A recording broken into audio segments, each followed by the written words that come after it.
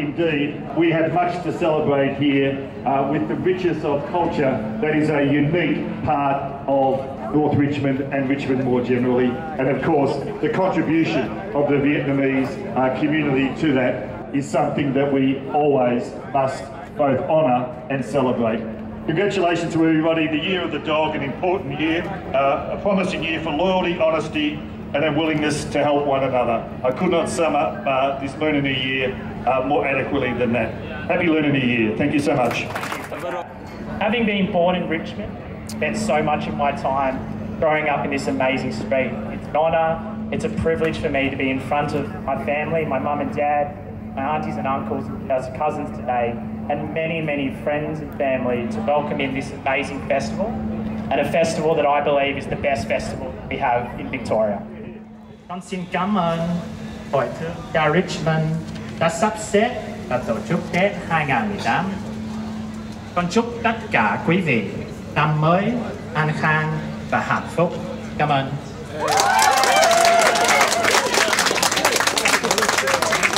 We thank you, Nguyen. I can't believe it. He speaks Vietnamese so cute. He speaks very fluent Vietnamese. Can't believe it. That's very good. We're very proud of you, Daniel. Xin quý vị một tràng pháo tay quý vị cho thị trưởng rất là trẻ tại thành phố Yarra, Daniel Nguyen. So proud of you, man. Thank you. Thành phố đông vui xuân về trên đất quê tôi, em may áo mới mẹ cho mặc khi xuân về, chim én tung tăng đầy đùa trong nắng xuân tươi, yêu quá quê nhà chan hòa mùa xuân khai hoa.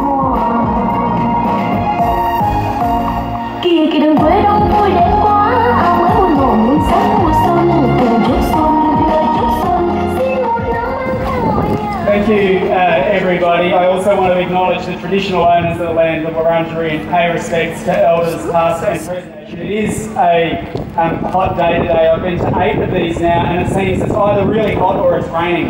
And someday soon we'll get somewhere in the middle, but it's amazing to see it keeping on growing and growing and growing. And because it's hot, I want to be short. Say Chúc Mừng Năm Mới. Happy New Year, everybody. And be saying that if we did 40 years ago what we are doing now, we would not have the amazing, successful, wonderful, vibrant Vietnamese community here in Richmond. And you are a success story that I tell the rest of Australia about. And I think that if the rest of Australia was a bit more like Richmond, it would be a better place. So from the bottom of my heart, thank you, and I hope you have another very successful festival. So for those of you who I haven't had the opportunity of meeting before, my name is Inga Powich. I am honoured to be the Shadow Minister for Multicultural Affairs. I, like so many of you, came to Australia as a migrant, as a little girl, 51 years ago, with my mother, father, my older brother, and we came on a boat. It wasn't a small boat, it was a big boat. But it was only possible as a result of the assistance of a charitable organisation who served out loans to family groups to relocate from countries where there was no freedom. And the country in which I grew up was a communist country, the former Yugoslavia, no freedom of religion, no freedom of speech, and very few opportunities. And that's not the life that my parents wanted for them or for their children. And that's the reason why so many of us are driven to find a destination, an adopted home like Australia. Australia and Victoria has benefited and will continue to benefit from multiculturalism. And this very point is clearly demonstrated today by the contribution and the participation of the Victorian Traders Association and all of the businessmen and women who've Vietnamese and other backgrounds, but in particular the Vietnamese, who've made Victoria Street, Richmond and Yarra vibrant and prosperous today. It is a great honor for me to come all the way from California, USA, to come here to represent the Vietnamese community on this super hot afternoon. I'm hoping that tonight it would be a little bit cooler, and I guess my dress might be a little bit shorter. So please come back later tonight.